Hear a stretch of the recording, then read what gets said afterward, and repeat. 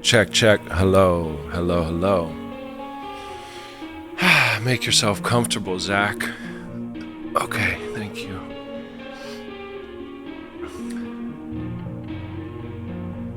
Check, check. Kevin.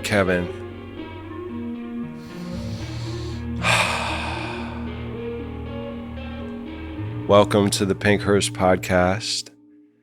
Today's episode is the beginning of the new era of my creative journey. Maybe a week and a half ago, I felt a distinct shift, a culmination from childhood leading up to now, where since 11 or 12, I've been creating madly as a way to process the excruciating beauty of existence.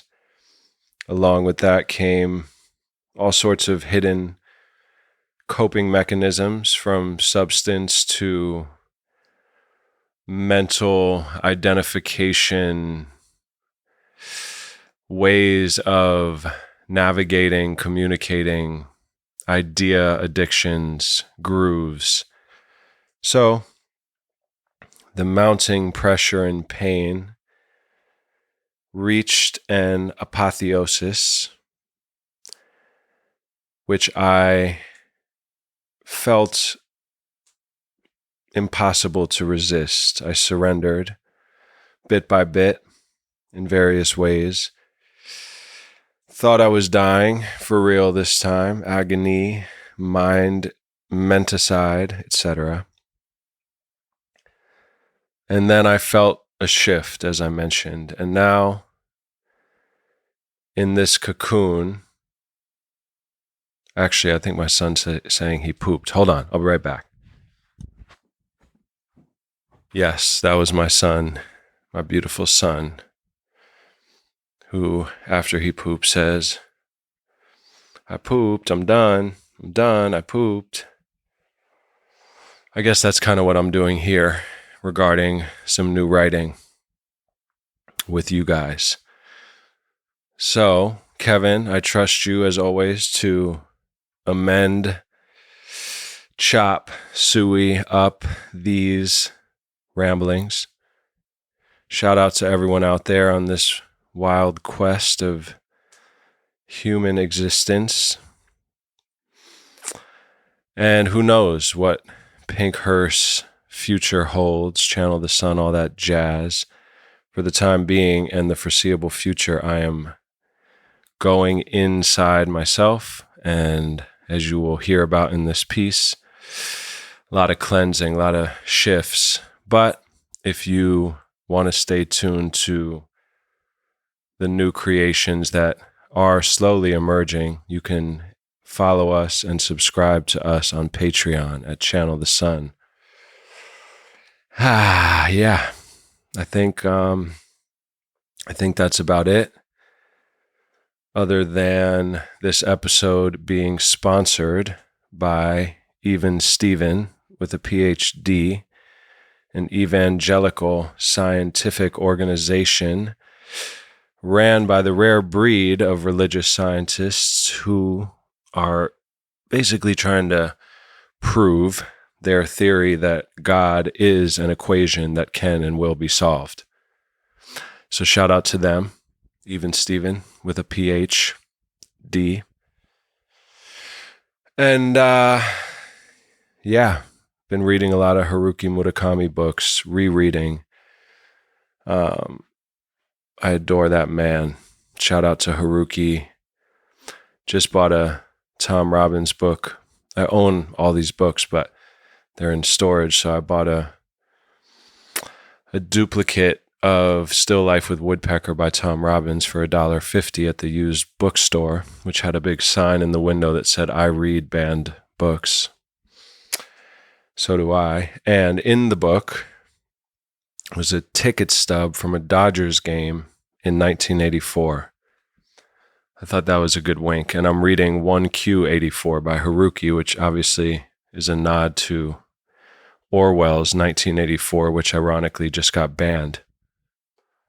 So I think, long story short, that the short stories will grow longer and longer on this side of the fence, and that Channel the Sun may very well be turning into a publishing organization of butt-wiping fathers.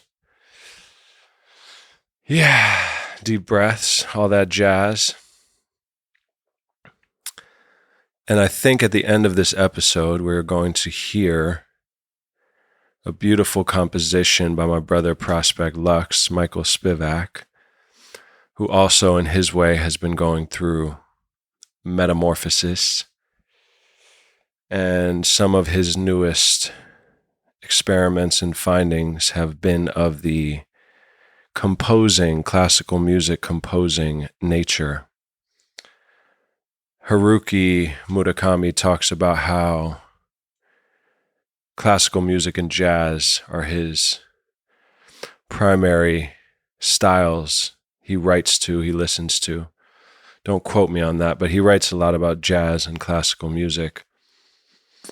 And in my pursuit of finding my deep self and creating new synapses, along with removing many things, I have also been adding new things. So I've been listening to classical music on the FM radio waves as I maneuver around my small little town by the sea, framed by mountains. In the absence of mermaids, the retirement communities will starve to death. Wake up, Zach. Someone's in here. Okay, so tune in for a beautiful new composition by Prospect. Kevin might throw some curveballs at you. Hopefully, Amnesia Poetry, Taylor Cox might pop in. This episode is called No Signal. And yeah, write us a letter if you can find paper. And I think that's it. Okay. Oh, yeah, so this piece, new writing, been getting up at 4 a.m., working on various projects, all of the paper and pen nature, bookworm vibes. And if you want to join us on Patreon to support our journey, you will be able to read more of these types of things, which I will not be recording all of them. They're coming out too fast. Anyway, here we go. No Signal. How can I best be of service to the world right now? By singing your song. What is that? Your natural essence, always there, but often distorted. By what? Fear, pressure, distraction, comparison, you name it. 2 days ago, I went to the Verizon store with my 5-year-old son. On the wall was a 10-foot photograph of 3 children sitting in the grass next to one another, surrounded by trees, absorbed in their devices. Haunting, no? Blatantly eerie, yes? Zipping down the highway recently, I saw a giant bus with a full-color wrap promoting the Chumash Casino. The image was of a raw landscape, featuring a woman in a red dress perched in front of a slot machine. Her back was turned to us. Anonymous. Could be anyone. Insert you. This striking contrast between wild nature and a little human smack dab in the middle of it, glued to a slot machine, was too crazy to be real. Who made this advert? Do other people see the irony in this? Was it intentional? A joke, yes? I'm afraid not. I'm pretty sure that 99% of people who see that ad spot don't bat an eye. The caption on the bus, their haunting tagline, read, "Welcome to freedom." The other day in the hot tub, my son said, You know, some people pee in hot tubs." He then paused for dramatic effect before continuing, like I just did. This is an unconnected thought, but feels important to add here. So why was I in the Verizon store? To buy a flip phone. Yep, I've had it. In my search for my natural essence, I have become so bloated with itchy identities, incepted visions, and bad habits that my soul has gone on strike. 5 months ago, I took the leap into full sobriety, then no social media, then no more generating creative projects with the fear of failure as their secret batteries, and now I'm executing my iPhone in the name of finding me again. Flip. It is nearly impossible to text on flip phones. One sentence takes about a minute to concoct. The emojis are limited to 5 options. No more Moomin Troll gifs to share with my mom. No more slippery slope, oops, I was feeling great discomfort and angst and accidentally stumbled into a XXX website. No more anxiously checking the pattern app to see what my astrology is right now that might be able to describe my current crisis. No more half-heartedly texting people in my contacts just because I have some vague feeling that I should make sure to keep stoking the few relationships I have left and am too uncomfortable in the absence of you. No more Spotify, no more YouTube, no more Googling, no more Siri, no more 10-ton elephant in my pocket whispering that the next ding may be the one. Of course, I have a computer. I cannot run from this age, not completely. But perhaps I can take enough of me back in the tug-of-war game to stand rooted in my essence again. Again, have I ever been this way? In tune with my nature? Perhaps in my watercolor years I had this joy. So, as the world burns, bombs drop, hurricanes swirl, and tyrants howl, I sit here typing this message in a bottle to myself. One tiny step at a time. Sacrificing old ways to form new synapses in my brain. Saying no to what wasn't working as a step toward finding what will. My little flip phone revolution. Who is this ancient being that electrifies my slack-jawed puppet boy? Who is that wily trickster who passes through my caverns of depression not only unscathed, but stronger because of the traversing? I think they might be me. Suspicious of my dream ego, I ponder what my monsters might know. Sometimes, off a cliff is the only way to escape. I've been rereading Haruki novels and read some of 1Q84 to my father yesterday, who pointed out a parallel in the narrative to my life. In the beginning of the book, one of the protagonists, Aomame, exits her traffic jam taxi and climbs down a narrow workman's ladder. A bold and unheard of move. A woman in a short skirt climbing down a 3-story emergency ladder in broad day. The other commuters stare. A child in one of the cars begs her mother to let her out too. Once Aomame makes this fated decision, reality shifts. Fact and fiction blur. Things are no longer what they seem. That's what you're doing, my father said. Escaping the gridlock. In the psychoidal realm, poetry is the native tongue.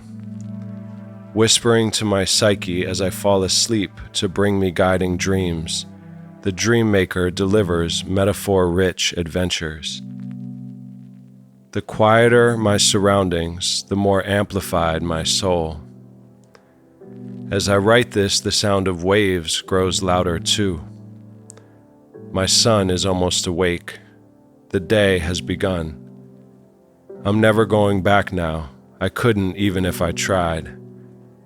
Minus a sun, a light still shines, eclipsing my old phone number in the name of an ancient call I keep missing. Haruki and Tove as companions in lieu of homies. I think I'm beginning to arrive.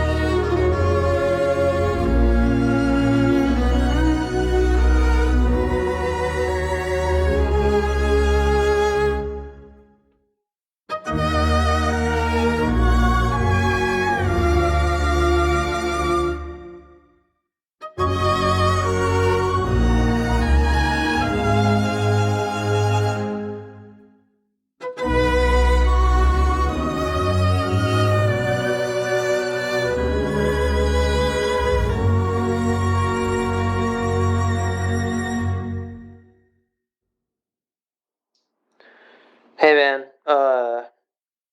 just heard your message. Can tell you're going through it, dude. I'm understanding, obviously. You know, something that I haven't shared with anyone before, ever, is there's a song. Oh, I forget who it's by. Some woman from the 1960s. It's a country song, and it says, "What difference a day makes, 24 little hours." And it's so funny because for the last few years now, every time I've had to bounce back from a gnarly rock bottom, and I've been bird sober for 24 hours, and I've drinking some juices and gotten outside and got some sunlight and took a walk and felt like I could fucking conquer the world again. I've always thought about that song. What a difference a day makes, 24 little hours. And it really is true.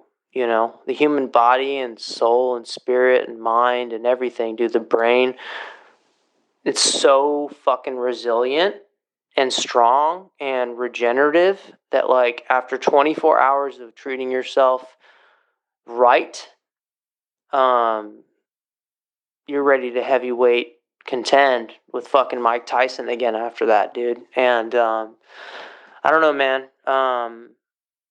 Over the last few months now, every time I've been in a serious situation, I've told myself, just do right for 24 hours. Do everything right for 24 hours.